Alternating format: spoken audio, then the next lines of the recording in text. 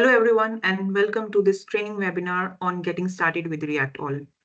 I am Jyoti, Application Specialist at Technobis, and today I will be taking this webinar. The purpose of this training is to explore the features of ReactALL system and show how to make the most of its capabilities. Whether you are a new user of ReactALL or looking to deepen your knowledge, I think this webinar will provide practical insights to get most out of your ReactALL experiments. Before getting started with the training, we have few technical announcements. This webinar is being recorded and will be available to you in the coming days.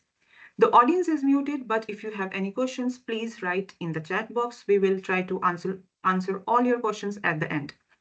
If you have any questions later or would you like to know more, you can write to the email address support@reactall.com.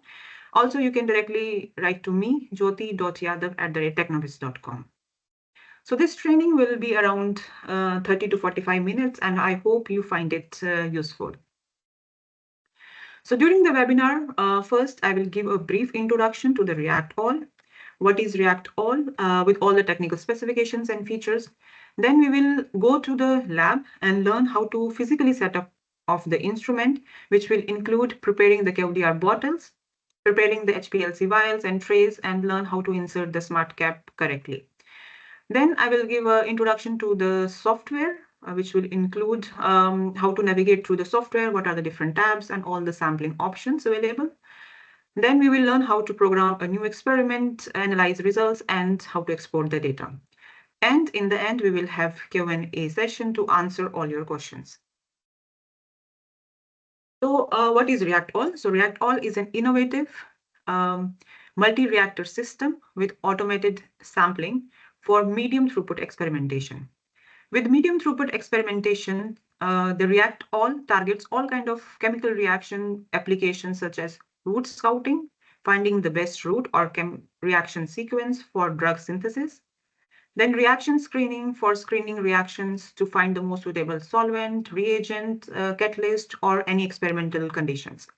Then reaction optimization, the optimization of reaction yield, selectivity, and to control the impurities. Then reaction profiling and kinetics, understanding the reaction mechanism and determining the kinetic parameters. Coming to the technical specifications, so ReactALL consists of 5 independently temperature-controlled reactors with working volume of 5 ml. And each reactor is equipped with patented SmartCap technology for automated sampling. The temperature range, you can go from -10 degrees Celsius to 150 degrees Celsius, and you can go even from -25 degrees Celsius with an external chiller. Then there is automated sampling. You can collect up to 16 to 18 samples per reactor, depending upon the HPLC that you are using. Then the sample size is 13 microliter. 13 microliter with dilution factor of 96 times. Then overhead stirring in each reactor for idle mixing with magnetically driven mechanism. Then 5 non-contact cameras for real-time analysis. You can integrate up to 5 Raman measurements as well in place of cameras. Then turbidity measurements in all 5 reactors, and of course it comes with a intuitive software where you can easily program your experiments. The most important technology of ReactALL system is the SmartCap for automated sampling, as you see on the screen here. At the top is the septum holder with 2 ports for manual or automated dosing and a pressure relief valve. In the SmartCap, here is a sample pocket where the sample is collected, then quench and dilute is mixed, and the sample is transferred directly into the HPLC vial. As stirring is the most important in the chemical reactions, therefore this stirrer is specially designed as helix shape with the help of computational fluid dynamics to evenly distribute solids without grinding. Then there is the sampling tube from where the sample is collected here. And at the end of the sampling tube, you can also attach a frit filter to filter all the solids out from the samples. And the reactor vial, of course, is the commercially available 16 ml glass vial. So coming to the last slide before we go to the lab. So ReactALL system has been tested across a variety of chemical reactions under different reaction conditions. And here is a list of chemistries successfully tested by our multiple beta customers, and we would like to thank them all for their work. However, this list is not exhaustive. ReactALL can accommodate many more reaction types. Now we will go to the lab and learn how to physically set up the instrument, introduction to the software, and starting a new ReactALL experiment, analyzing results and exporting data. So now we are in the lab in front of the ReactALL system. So now the system is already connected. So these are quench, dilute, rinse, and rate station. This is where we keep our HPLC trays for organic sampling. And these are 5 reactors with the smart tag. So now I will show you how to physically connect the system. First, going into how to physically connect, I will show you the main connections for the ReactALL. So we have at the side of the ReactALL a power connection, which is connected to the power box. Then we have the nitrogen supply of 5 to 6 bars. And then we have the Ethernet cable, which is connected to the laptop. And we switch on the system by switching it on from the power box. And when the system is on, we see the lights on each reactor here. Okay, so first we will see how to prepare our quench, dilute, rinse, and waste bottles. So to prepare our quench bottle, we fill the bottle with our quench solvent, and then we insert the filter in, and we close the cap tightly. We also check the two connections at the top. These should also be tight so that it is seal-proof without any leakages. Similarly, we do it for the dilute. We fill the dilute bottle with our dilute solvent, and similarly with the rinse bottle, we fill our rinse bottle with the rinse solvent and close the cap tightly and check the connections. For the waste bottle, we empty the waste bottle before starting an experiment. So before starting an experiment, we should take care the quench, dilute, rinse bottle, they have sufficient liquid levels.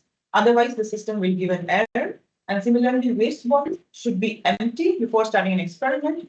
And because the overflow of the waste bottle will give an error.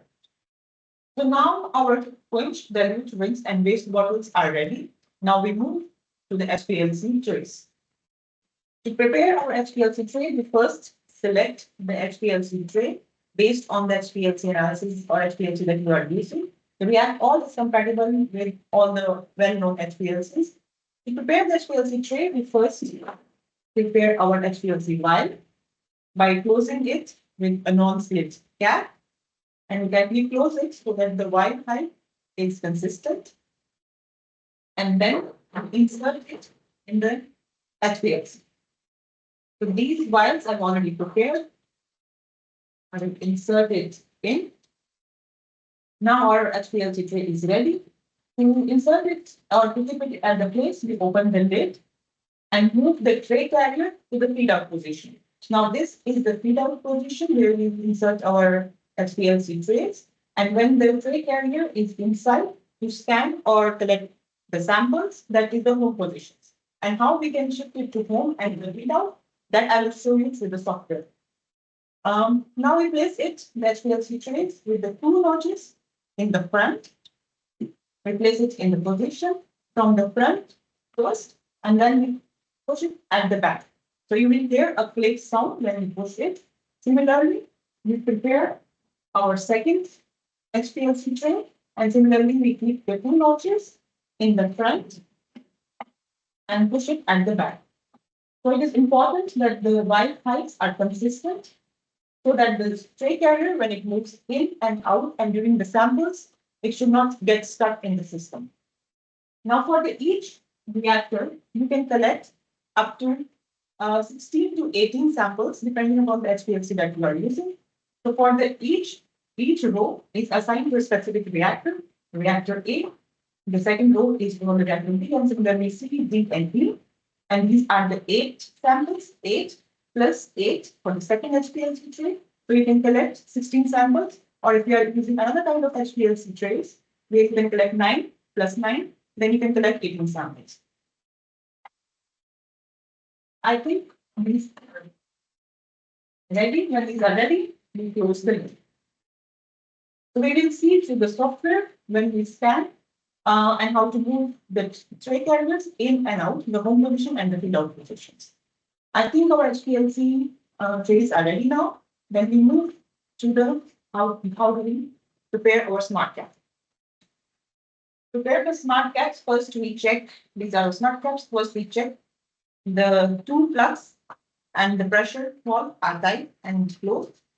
Then we check the O-rings, the big O-rings here inside the smart cap, and the four small O-rings here, they are intact and in place. These are important to make the smart cap a seal. Then we do is insert the stir. Insert the stir. We open this nut at the end of the sample tube by unscrewing it. And then we insert the third. And then again close the nut.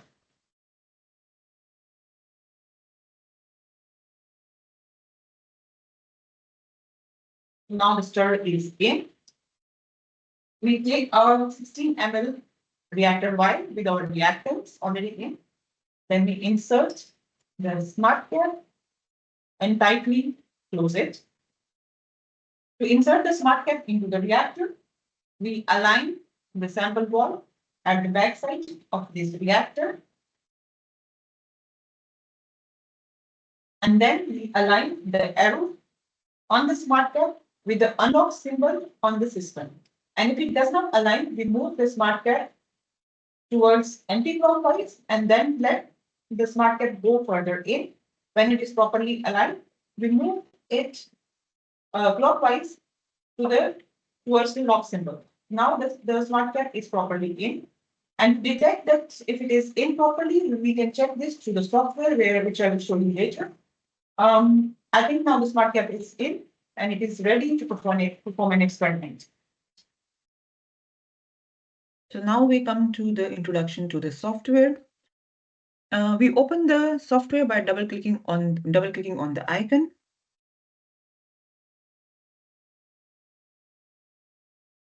The software will automatically be detected and connected to the ReactALL system. This we can check in the connection panel here in the upper right corner. If it is not connected, we just select the ReactALL device available on the network and then click connect. A successful connection is indicated by a green tick here, you see it. Then there are other controls available in the upper right corner, such as the settings, which displays the default experiment settings and the maintenance information. To modify any setting, we enter the user password. Once authenticated, the button will become active, which allows you to make any changes. The next is the system status, which provides the system information, such as the humidity and the different reactor temperatures. We always keep the purge state on. Next is the log button. This displays the list of logs and events recorded in the system. Then the info button, which shows the software version that we are using. Then the help button, which is very useful. At any time you are setting up, running, or analyzing an experiment, you can click on the help button.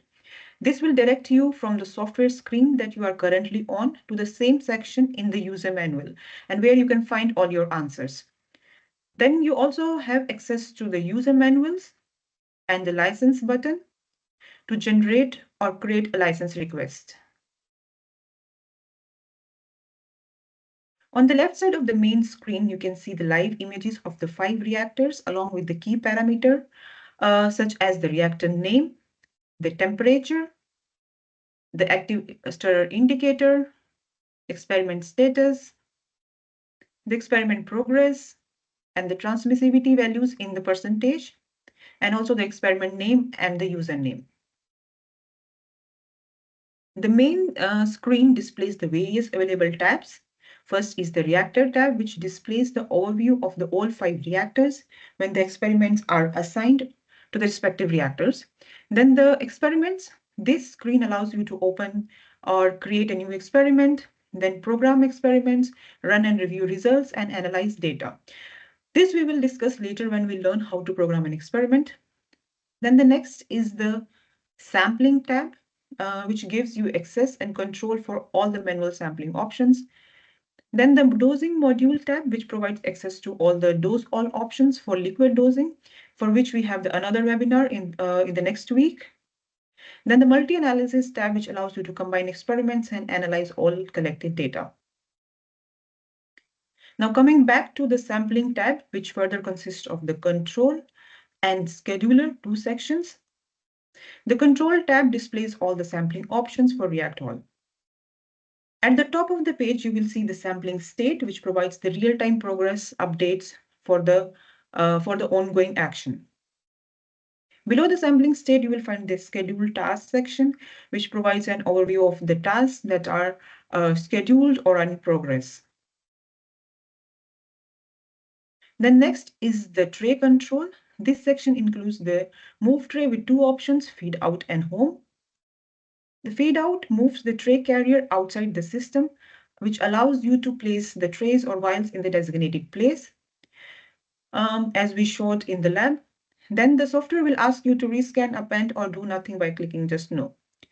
Then home moves the tray carrier inside the system to scan or perform sampling during the experiments. Then the tray and vial detection section comes with the option of scan and append. Click on scan to scan the positions of the vials. The detected trays and vials will be color-coded, as you can see on the screen. The light gray means that no tray is detected. The dark blue means the tray is detected. Then the dark gray means no vial on a detected tray. Then the light blue means that the vial is available for the sampling. Then the green means a sampled, and the red means a failed sample. So next, use the append option if the vials of the empty vials are added or removed from the tray after the sampling a few vials. And append will keep the previously filled vials information unchanged and scan the other options so that it does not fill the sampled vials again. Please note that the system does not distinguish between the filled and the empty vials. So use the scan and the append options very carefully. Next, the section is for the specific reactor. First, we just select a reactor by simply clicking on it. The following user actions are available for the selected reactor. First is the detect smart cap, which verifies if the smart cap is correctly inserted and leak proof, as we did it earlier. Then the status of the process can be seen on the screen. A blue color indicates the detection in progress. When the detection is successful, the color will change into green. If the color changes to red, it indicates a failure. And if the detection fails, then we remove the cap and check the smart cap is properly closed and repeat the same step. The next is the unlock sample valve. We use this option only when the smart cap is stuck into the ReactALL and cannot be taken out physically. The next is the take sample. Click to the take sample to collect a sample from a representative reactor. The sample status can be seen on the top here. Ensure that all the vials are empty before we take a sample. And if there are no vials available for the sampling or insufficient quench and dilute, the software will give an error.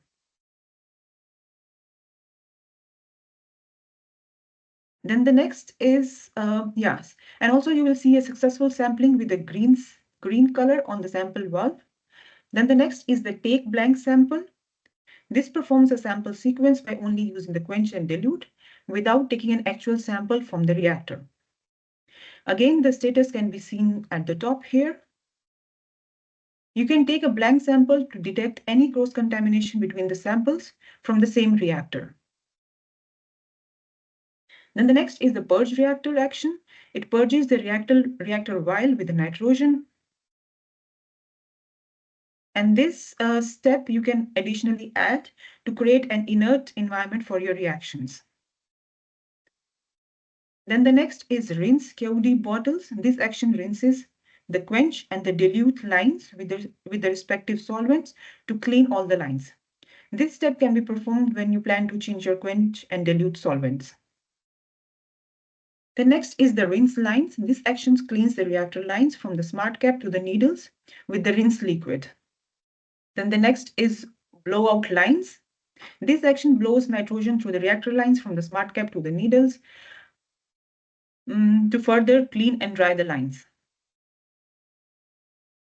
Then the blowout QDR, this action blows nitrogen through the QDR tubings to clean and dry further.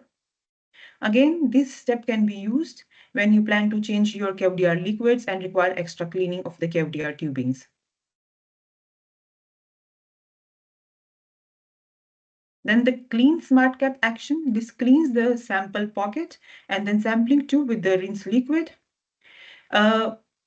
First, select an empty vial before performing an experiment. And if there is insufficient rinse liquid, it will give an error. The clean smart cap can be performed after each experiment. Ensure that the reactor vial is empty before starting an experiment.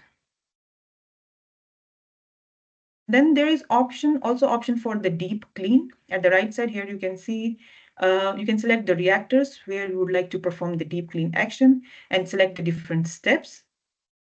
The deep clean can be performed to clean the complete ReactALL system thoroughly. The replace QDR bottles. This action replaces the quench, dilute, and rinse bottles. At the above, you will get a message. When it is done, you can click the continue. Again, the progress of the detection is displayed on the screen. The color-coded circle will show the status. The blue tick indicates the detection in the progress. Again, the green sign indicates the successful detection, and the red sign indicates the failure. If the detection fails, ensure the bottles are properly closed and check the tube connections at the top.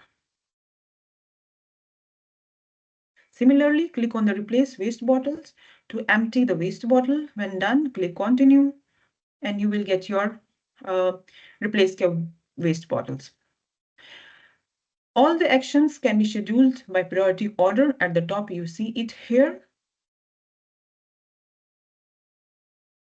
And the exception is the stop action, which will be executed immediately.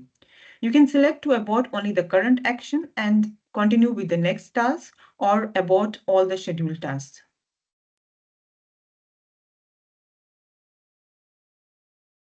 Okay, so now we are familiar with the software.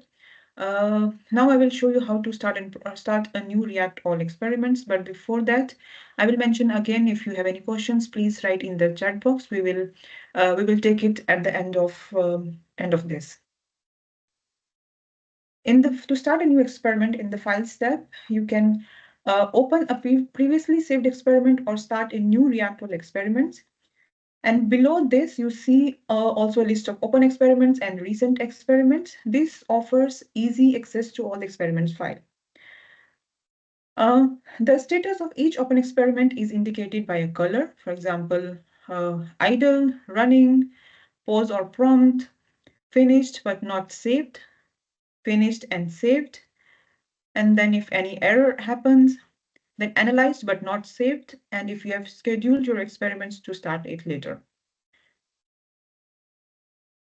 To start a new experiment, just click on New ReactALL Experiment, which will open the Details tab. Fill in the details of the experiment, such as the experiment name. I will put diphenyl ether reaction. Then the username and the description, which are optional.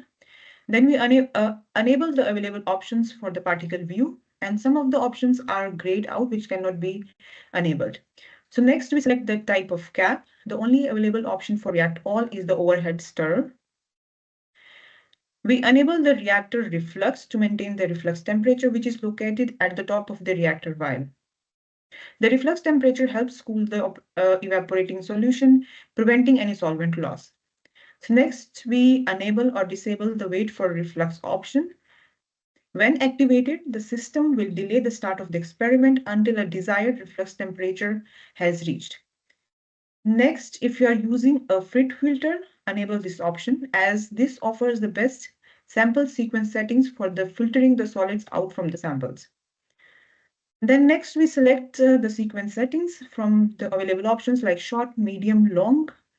And this we select on the basis of the quench, dilute, or rinse solvent used, and also on the type of samples.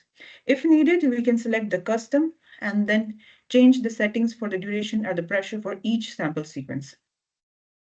Further, we fill in the vials detail, for example, compound, the solvent, acetonitrile, the concentration, 20 mg per ml, supersaturation, and then select the type of stirrer used for the experiment. So the helix stirrer is recommended for most experiments, while the impeller stirrer is used when a Raman probe is integrated with the ReactALL. After this, we go to the next step, which is program. So here we can program the experiment by just dragging the desired step from the action list. So the available actions are increase or decrease the temperature using a linear or a quadratic ramp, then hold to maintain a constant temperature for a specific duration, then a prompt step which keeps the same experimental conditions until we click continue. Next is tune to calibrate the transmissivity at 100% at a clear solution. Then the sample step to take a sample from a reactor, which is followed by quench and dilute. Then the rinse step, which cleans the reactor tubing and needle with the rinse liquid. Then the purge, which blows nitrogen into the reactor vial to make an inert environment for the reaction.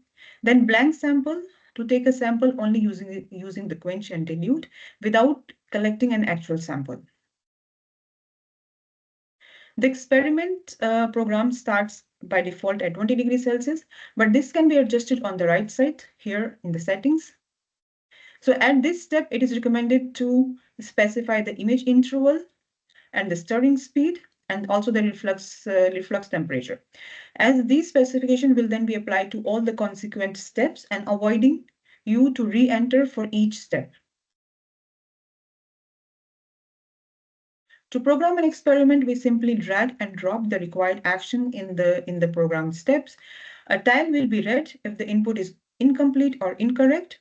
For each step, we fill the details on the right here. For example, for a linear ramp, we insert the end temperature, the heating rate, the image interval, stirring, and the reflux temperature.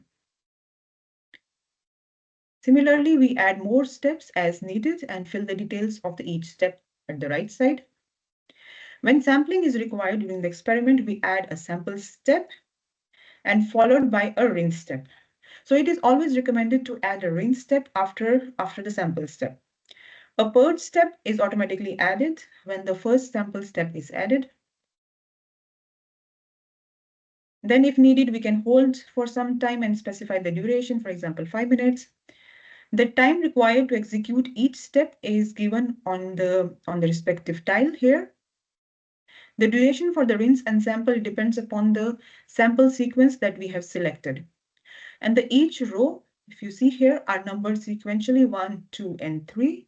And you can repeat the group repeat by increasing this number. The total time for each step for each row is also given here. Similarly, we can add more rows if more steps are needed, like a sample or rinse. And we can add in between the rows as well. Some options are available at the top here you see of the programs. These are import from the library, export to the library, and then import as a CSV file, export to a CSV file. Also, we can delete to remove a program step or a group by clicking on delete, and duplicate a selected program or step by clicking on this duplicate step. The steps programmed will be shown in the program chart below with the different step numbers. At the top, you see here. After programming the experiments, we proceed to the next step, which is run and results. We simply select the reactor where a smart cap has been placed to perform an experiment, and then, but before starting an experiment, we check the sampling. In the sampling tab, we check the number of vials are scanned for each respective reactor.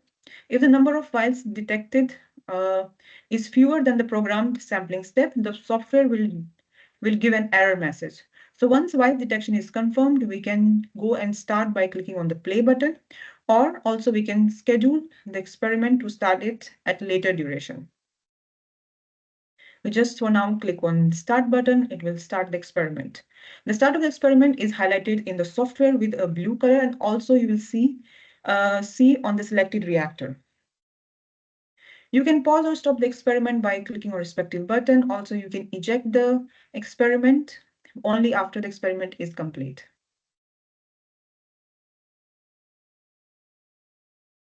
The graph shows here the live trend of the experiment parameters like the reactor, the target temperature, the reflux temperature, target reflux temperature, the RPM of the stirring, then the transmissivity, the samples taken, and the steps that you have programmed. You can select or deselect the parameters to be shown on the graph by just simply clicking on the respective labels. And the program step displays the program rows here, the group number, and the repetition count of each group. The purge step, rinse step, and the sampling step are shown in a blue shade here. And the blue line, this blue line is a point of actual sample when the actual sample is taken. And the sample number is also given at the top. The samples collected are also shown in the sampling tab with the green sign. Further, you can click on the sampling region to know the exact timing there. And if the second click will give you the duration between these 2 points. Then you can further drag the cursors to zoom in. And then also there are different available options by right-clicking on the graph, such as reset zoom, clear selected item, copy image to the clipboard, select data, crosshair, or add a comment. You can add a comment anywhere during the experiment, and this, for example, sample taken, or you have added a reagent or something, and then this comment will be included in the CSV file that you export. Further, below the graph, various experiment parameters are displayed, and to know the experiment parameter at specific time, you can select data, and then scroll it through the graph to know the parameters at that point. Below this, you will see the images captured during the experiments, and you can navigate by clicking on these arrows and also by dragging or moving this cursor. To change the camera settings, you can click on the settings button and configure the optimal settings for your reaction or for your images.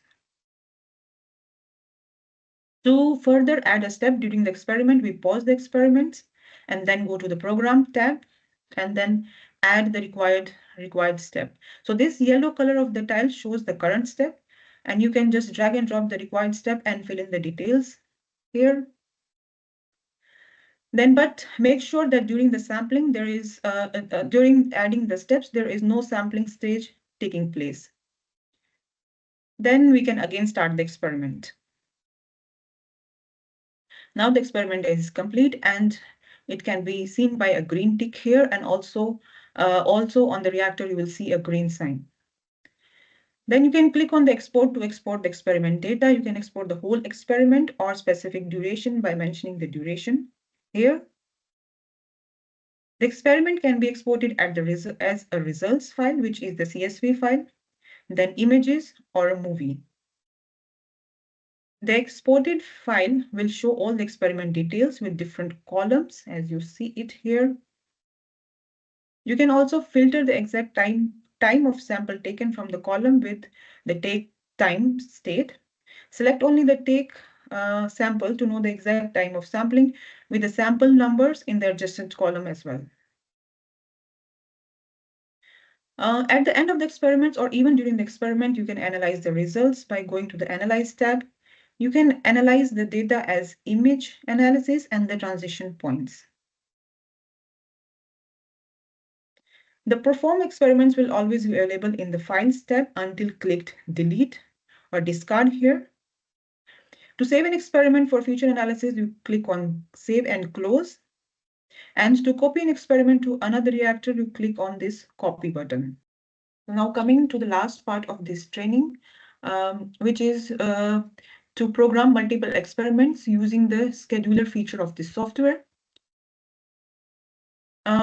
After programming and assigning our multiple experiments, we can go to the scheduler in the sampling tab to schedule our experiments.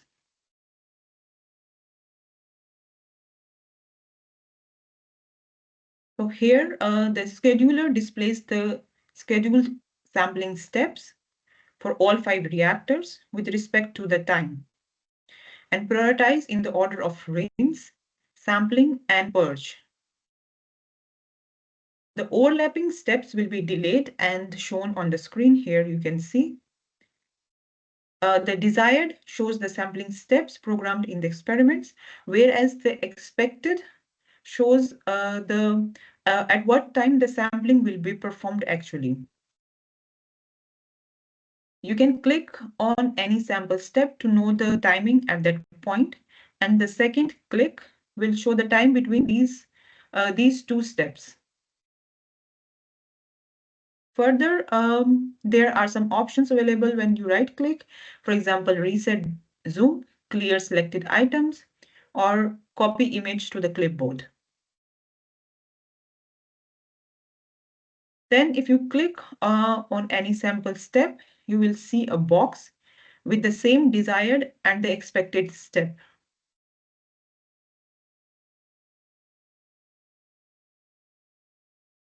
To prevent the overlapping sampling between the reactors, you can schedule a delay start for specific experiment by mentioning the timings for the delay start, ensuring that there are no conflicts in the sampling during the experiments, as you can see on the screen. Then we just click on the start for all the experiments. The start of the experiments will be shown in a light blue color for the selected reactor in the software. And also in the same color in the reactor itself.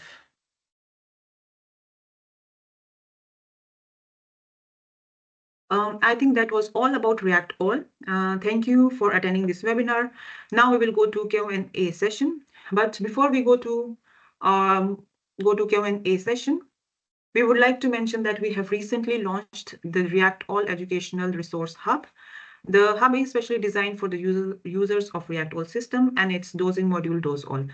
So it contains wide range of resources from short tutorial videos to training FAQs, then training material, application notes, and of course the training webinar will also be available there. So its purpose is to help you make the most of your system, and we encourage you to explore it more. Thank you again for joining, and now we will take all your questions.